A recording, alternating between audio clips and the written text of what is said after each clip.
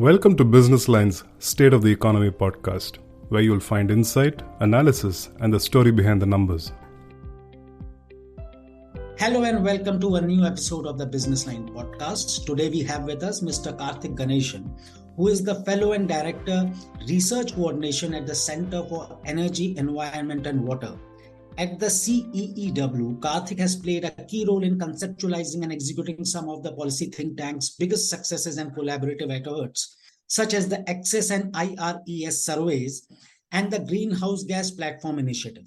He is also an active researcher with the power sector and air pollution work programs. Today, through Karthik, we will critically look at India's clean energy initiatives and attempt a SWOT analysis of the clean energy transition in the country. Karthik, my first question to you is, when you look at India's clean energy transition goals, vis-a-vis with, for example, the renewable energy projects, prospects for green hydrogen, electric vehicles, carbon capture, are you satisfied with this progress has been made so far, or do you feel a more concerted effort is required? Obviously, when it comes to India's progress, at least stated goals, they are certainly well above what India's should be doing. So in that sense, India's aspirations are, I think, fantastic. In terms of progress, really across the world, the major push has been only for renewable energy in a big way. Electric vehicles, of course, have gotten a push in certain geographies, specifically in China and some parts of Europe, and in certain states within the US. And when it comes to renewable energy, I think India has done a phenomenal job in getting close to the 175 gigawatts that it wanted to. We've probably fallen short by maybe about 20-25 gigawatts or so at the end of 2022, but a lot of that projects are actually under various sort of stages of planning and commissioning. So I'm guessing for all practical purposes, if we take out the the COVID distortions, we are kind of on track to what we would have been doing. The bigger question, of course, remains what is needed for India to accelerate this. There are perhaps some teething issues that that have kept back progress and innovation, and perhaps an overhaul of the energy system and the markets that govern it. Addressing those might, I think, unleash the full possibilities of what green hydrogen and possibly electric vehicles can offer in the Indian context. Closely associated with India's clean energy transition, a key impediment that many analysts and market insiders have pointed out is affordable financing options, and this gets further exacerbated due to limited budgetary resources as well as difficulties associated with mobilizing private capital. As you are aware that the United States in August last year ratified the Inflation Reduction Act, and which analysts and market insiders again say is weaning away investors from India to US because the prospects are better there. I wanted to quickly get your thoughts on this, whether you have any suggestions of how can we can tackle this issue of financing.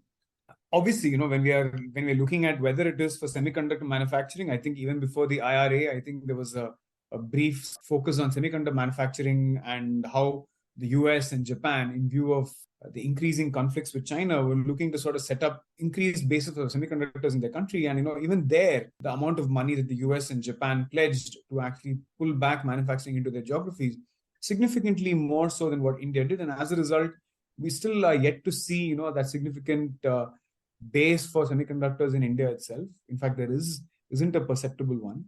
In a similar manner, when it comes to anything pertaining to technology, perhaps manufacturing of advanced technology and, the use of advanced materials, India is always going to find it a challenge given our inability to sort of attract it with the level of funding that's available in the US. That said, we still represent, close to about, 15-16% of the global population. And the needs of this population can certainly help create a demand for some of these products. And at the end of the day, this demand will materialize only if these are priced at a point where all of this demand can be satisfied. And in that sense, there is always going to be that necessity for this to be manufactured in the Indian context.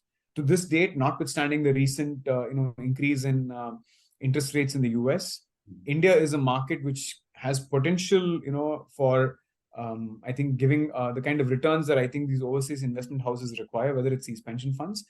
Now we need to figure out how do we ensure that they recalibrate their risks that they see vis-a-vis India as a destination for investment. And this is where I think what the government has done by virtue of all of the different policies that have been enacted, whether it is the mandates for instance, for energy storage, the green hydrogen push that has been given.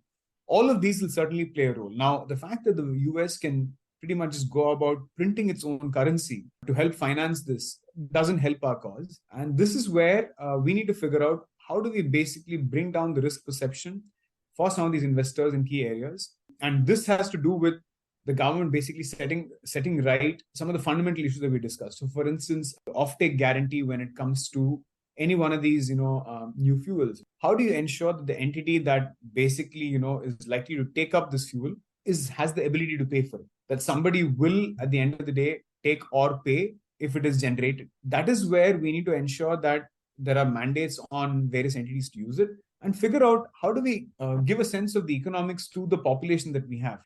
If I take a look at electric vehicles, in many cities, the three-wheelers that currently operate, for instance, it is profitable almost, even within a short time frame of 2 to 3 years to be able to shift from diesel guzzling three-wheeler auto to an electric auto. And in fact, on a daily basis, you're pretty much taking home more money than you would, in the case of an electric auto. But the fact is, a lot of people don't understand that this is the possibility that exists, and they sort of end up attributing the risks associated, for instance, with the range that the auto can give, the challenges of operating in new technology. All of those end up becoming barriers, and as a result, they aren't able to grab the opportunity that is presented to them. If we can clear sort of these bottlenecks in terms of these misunderstandings, specifically in the case of EVs, for instance, and equally in the minds of investors on what it means to invest in clean hydrogen and whether it's in green hydrogen or whether it's in RE, we will certainly have a better sort of investor market. And more importantly, the demand for some of these commodities will certainly go up. Another issue is developing the manufacturing sector, with respect to PV modules, cells, ingots and wafers, since we have virtually no wafer manufacturing capacity, as well as, about the green hydrogen manufacturing chains, right from electrolyzers to, transporting green hydrogen. So, and the government is trying through various initiatives. They've enhanced the ease of doing business. They're providing subsidies.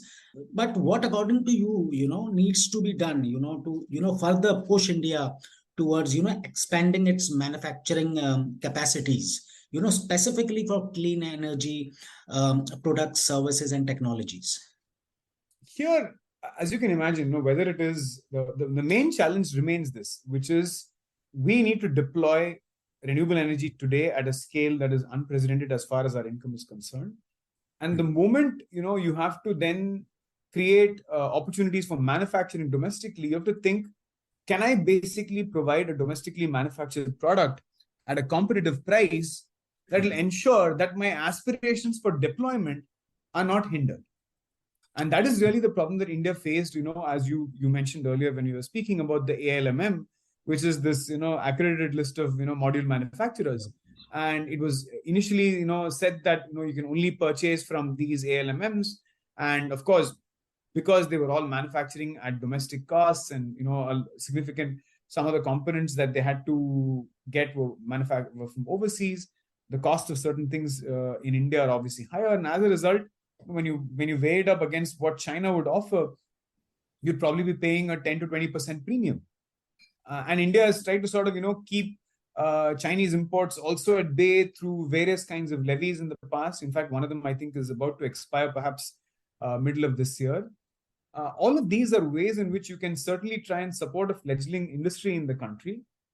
But the reality remains that in order to get to the targets that we've set for ourselves, and more importantly, to provide for the energy that this country needs, because we've been talking about, like a 500 gigawatt target, a 175 gigawatt target by 2022, 500 by 2030, the entire system is really gearing up to expect that to be the majority of the power sector generation, for instance. Now, if that were not to materialize for whatever reason, there are significant, implications, because your alternative options, which have been, with us for so many years, which is coal and hydro, have not seen the kind of investments that were made earlier. And as a result, today, whatever little surplus we had, we are living off those constructed assets, whether it's in thermal and hydro. But by middle of the decade, we will sort of be in a position where if we don't ramp up the installed capacity base of these, we'll sort of face some challenges. So as a result, India is right now caught between a bit of a rock and a hard place where you want to further the domestic industry, but the costs of what it delivers are going to be higher. And at the same time, you need to install at a pace that is never seen before. Mm-hmm. And how do you ensure that that does not, the cost of procuring domestically does not derail it? So for now, they've relaxed it and said, import from wherever, make it happen. We need 50 gigawatt a year of installed capacity coming from solar and wind. That's the message from the minister himself. Alongside the Indian industry, PLI schemes, 2 rounds of PLI have certainly already happened. And there have been, winners for the solar bids. And there's an expectation that a significant bit of our capacity requirements for solar, right from, the cells and the wafers will come from within over the course of this decade. It's just that it's not going to happen overnight because China did not build that industry overnight. Mm-hmm. It is going to take us this good part of this decade for us to, come up to some sort of pace and have installed capacity in the range of a manufacturing, right? In the range of about 30 or 40 gigawatt of, I guess, end-to-end manufacturing for solar panels. So the investment is certainly coming in from the private sector. The PLI scheme has done the job. Mm-hmm. It's a matter of now time before seeing whether the cost of, production from these facilities, given the scale at which investments have happened, will be able to compete with China over the course of this rest of the I'll come back to the debate on coal-fired plants. As you said that we, the oil producers, the OPECs, they did not invest in, production facilities. We did not further invest in coal-fired. And as this energy security and issue, rages on, we will be dependent on coal-fired plants. In fact, as per Niti Aayog, even by 2070, 10% capacity will be running on coal-fired plants. So that's the assessment they gave. So with coal-fired plants today, our consumption is growing significantly. In FY24, we expect it to grow anywhere between 5.5 to 7%. And while in FY23, it grew at more than 10%, so which is phenomenal. So, this present energy crisis has again made coal-based plants, are key to ensuring energy requirements. So, I wanted to, explore your views on the coal-fired plants and, their significance right in this current context of energy security. And do you think or feel that India should wean away from coal? And if you think it should, then what time period would you suggest? Right. I think, most assessments, would say that when it comes to coal use in electricity generation, which is what we are talking about here, right, is likely to sort of, peak possibly in the 2030s. This IEA says 2035. IEA, right? Exactly. Yes. IEA, exactly, right? Coal-based generation in India, right? Which already means that, we are, at least, 12 years away, right? To be very specific from reaching that, which means until that point, unless there is a drastic change to some of the technologies or the costs as we know it, or we discover new business models that helps drive the cost of storage, for instance, to such low levels that we're able to, sort of really build new RE, deploy storage, and sort of wean away faster from coal, it is likely to be on a growing trajectory. Now, there is nothing to suggest today because, see, at the end, we started discussing on financing in your second question, and ultimately, that's the biggest missing piece, right? Unless we're able to sort of get that kind of financing in the hands of utilities and the private sector, we know that the cost of storage is not going to come down that fast. It's not purely a matter of technology development. I think that there is certainly an element of that, ever growing, densities, better chemistries for, ensuring losses are reduced, all of that. But ultimately, the financing is the bottleneck. And we are seeing that there is no traction really because every man for himself seems to be the mantra here, right? Yeah. Whether it is, for instance, the penalty that will be collected under CBAM, right? The Carbon Border Adjustment Mechanism. What is it going to do? It's basically going to help further the divide between the West and India, right? Whatever they collect, they're going to basically help, nurture their industrial base to make it tougher for global South to compete. So in that scenario, I don't see how the cost will decrease at the pace at which we want. As I said, scale can always do it. in that context, coal plays a significant role. Now, notwithstanding the role that coal will play, I think one of the things that India needs to be very clear and aware of is we must do whatever is possible to try and minimize our emissions footprint. So, given the fleet that we have, given the type of assets that we have, are we doing the best in terms of generating electricity from these coal-fired power plants at its efficient best? Are we, unduly incentivizing a certain set of plants because of legacy contracts? All of these issues, I think, is the main thing that India needs to contend with. The moment we do it, and the moment we say that I'm putting efficiency at the core, right, and my other distortions, which have basically been keeping, inefficient plants up and running, state-fired entity, state-owned plants, which are, legacy and all that, are still sort of surviving. If we can get away those distortions, perhaps it will also provide for the right incentive for new tech to come in. Today, one of the big challenges, if you see in some of the states, is that because you ended up committing to, coal-based generation many years ago, they're sort of caught in the sunk cost fallacy, right? Which is they invested that money, they need to basically recoup it now. As a result, they're more than happy to pay a significant premium for electricity during peak.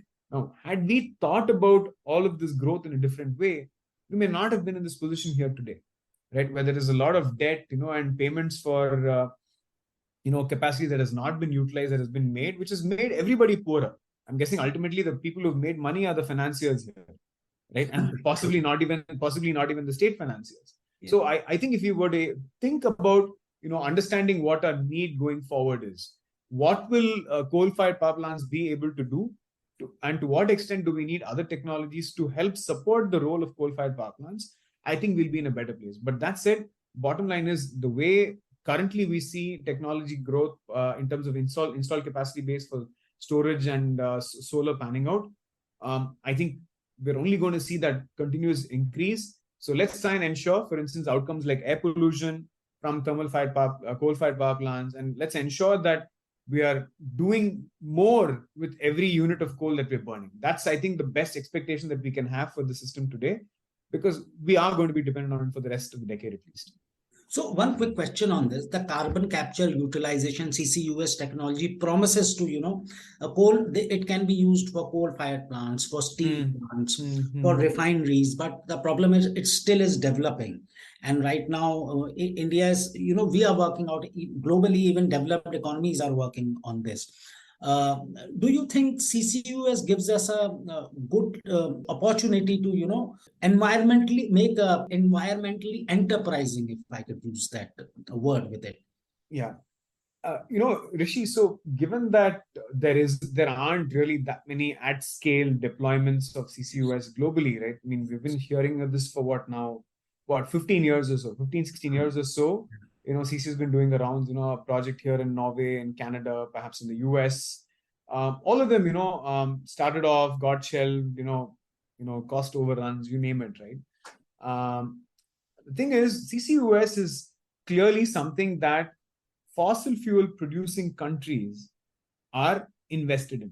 When I say fossil fuel, I'm talking about the high value fossil fuel, oil and gas, because it is a way in which you can continue to use oil and gas, suck it out of the air, whether it's direct capture or maybe at the stacks, and put it back into the ground.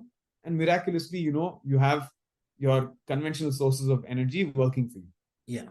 Now, but the big problem is that, India, unfortunately, at least in the Indian context, has not yet taken the decisive steps to understand where can we store it away. This requires at least a fair bit of involvement of the government agencies, because ultimately a lot of the surveying that needs to happen off the coast and even within, right, to identify spots which make for good geological sinks, where, with reasonable certainty you can store them away for 1,000 years, right? If that's the expectation, are identified, and then there is a proof of concept that you can indeed do it in a safe manner, which does not compromise the physiology, so to say, of that particular space. All of these things, right? This India is not done, unfortunately. Now, as a result, the main thing that everybody is looking at is, I capture it, then I have to utilize it. So tell me, where can I utilize it? Now, the problem is utilization. There are a few avenues, right? For instance, you can capture carbon and you can use it perhaps in the making of methanol from green hydrogen, right? You can use it in the food industry in certain cases, right? But you can't use billions of tons. Billions of tons. When I say billions, India emits about 3 billion tons. So you can't, even if you end up capturing that much, you can't utilize a lot of that. A lot of it will have to be stored away. Now, storing necessarily means you're capturing and putting it away, and there is no value to that capturing and putting it away. In the case of utilization, there is a potential value because somebody wants to buy it off you to produce a further commodity. Yeah. So, which means, carbon capture, and today, if you go and speak to any one of the big players who's interested in carbon capture, they're like, okay, so what will I do with the carbon? Because I need to find value for it. Because today, I may have an internal carbon price, a shadow carbon price, but the market is not seeing it. Yeah. Right? Nobody is kind of seeing it. There is no global carbon price that's at play through which, whatever I expend in storing that, capturing that carbon will be monetizable. So unless I can find a value for that carbon by utilizing it somewhere, it's not really useful for me, and less so in the Indian context. So, and ultimately, if it has to be stored away, then somebody has to then pay for that, which means that again, that price has to be, incorporated into it. So that carbon capture and storage will have to go in as the carbon price, and that number could be, I don't know, anywhere as high as $50, right? I'm assuming very, very low capture costs. So at this point, India has not made much progress. Clearly, power generation is not one of those candidates which is actually going to go through the CCS route, because you have better ways of doing it. You have RE, right? You have RE. Why would you want to, continue generating via coal, incurring the pollution load, and then doing this? You go with RE, right? Phase out coal at the pace at which it happens.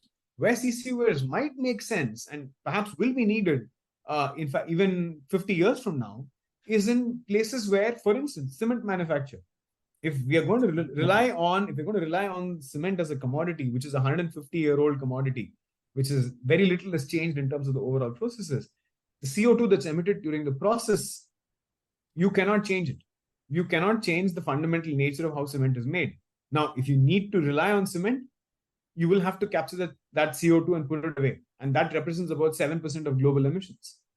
So in certain sectors where that, whether it's the process, or whether, for instance, if you're not able to change the way iron making happens, notwithstanding green steel, green hydrogen, all of it, you may have to capture. So I think the role will perhaps more be in industrial processes and industrial energy use and capturing the CO2 from there, but less in the power sector, because we have alternatives. And coal plus CCS is certainly far more expensive than RE plus storage. So if India can put in, coal plus storage, we might as well say CCS, we might as well just start putting storage in a massive scale today itself. That's a great assessment. Now the next question, which is something which we usually come back to you on air pollution. So the Energy Transaction Advisory Committee, which was chaired by ex-Oil Secretary Mr. Tarun Kapoor. Now they've suggested that we need to ban diesel-operated four-wheelers from million-plus populated cities by 2027. And, both the the pollution and the transition, both the themes are inherent in it. And they also said that from now on that city transport buses should essentially be electric. Yeah. And this should happen by the end of this current decade. Now I had two questions for you. One is is this banning of diesel four-wheelers in million plus cities by 2027. So we have around 60 million plus cities, and of that, almost 50 are highly polluted cities. And is this very ambitious? Because the kind of finances, again, the question of finances comes here.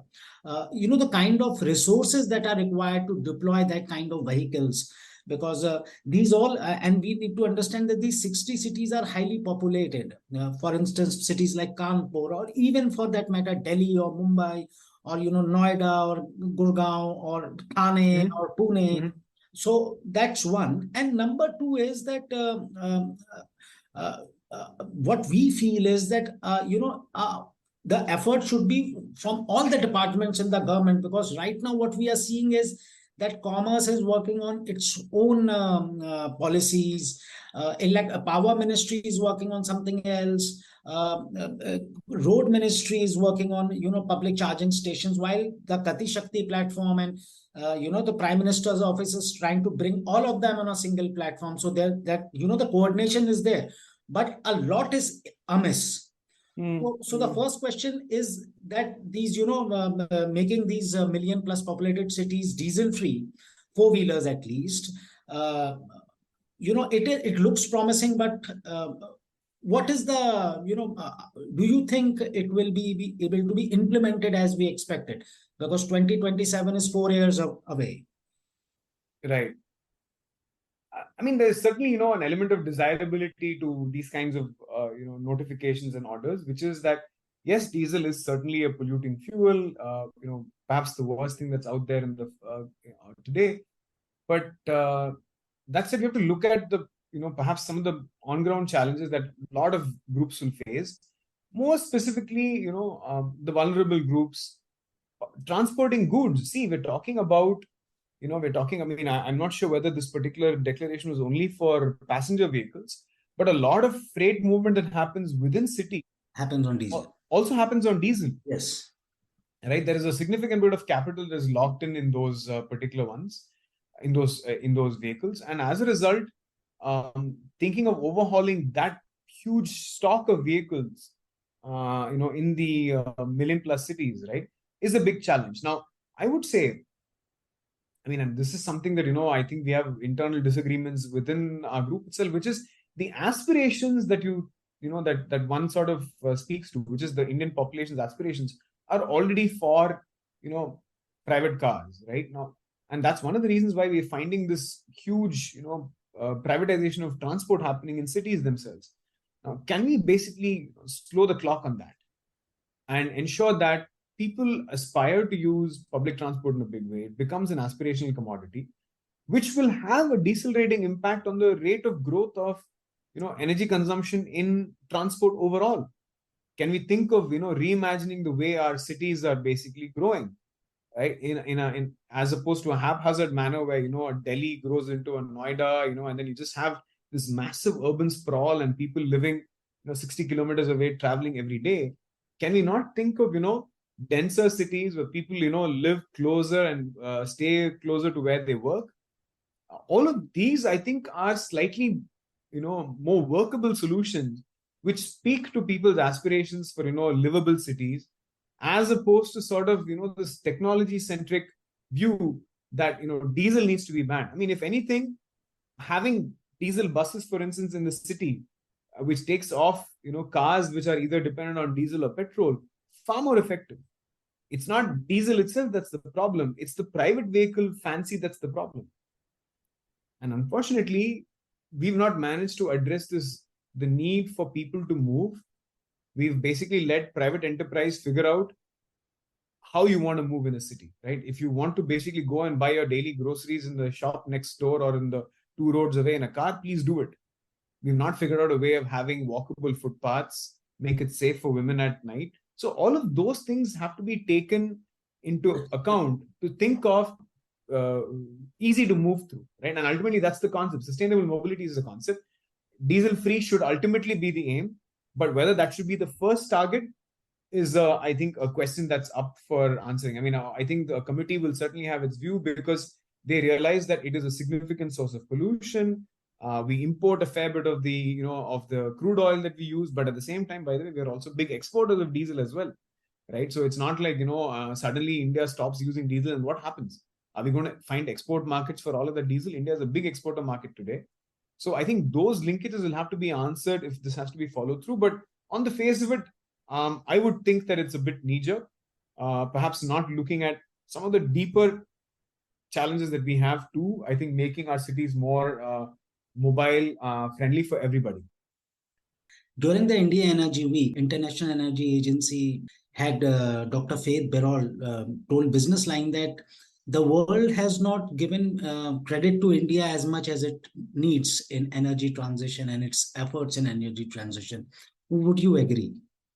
Given that the session happened in India, he ought to have. Of course, he said that, right?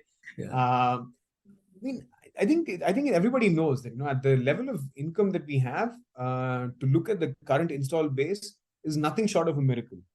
Countries that are richer than us in Southeast Asia have far lower, installed capacity base, have not even given thought to the kind of architecture we have in place for discovering lower tariffs. There is so much that they can learn from where we've basically, gone about augmenting renewable energy capacity in the country. And I think that is really what he is talking to. Now, that said, unfortunately, in the case of India, because we are 1.4 billion, necessarily anything we do, we require 10 times more. 10 times more. And that is where the big conundrum is, right? The rest of the world feels we are not doing enough, right? Whereas, for the size that we are, and for the economy that we are, I think we are certainly punching well above our weight.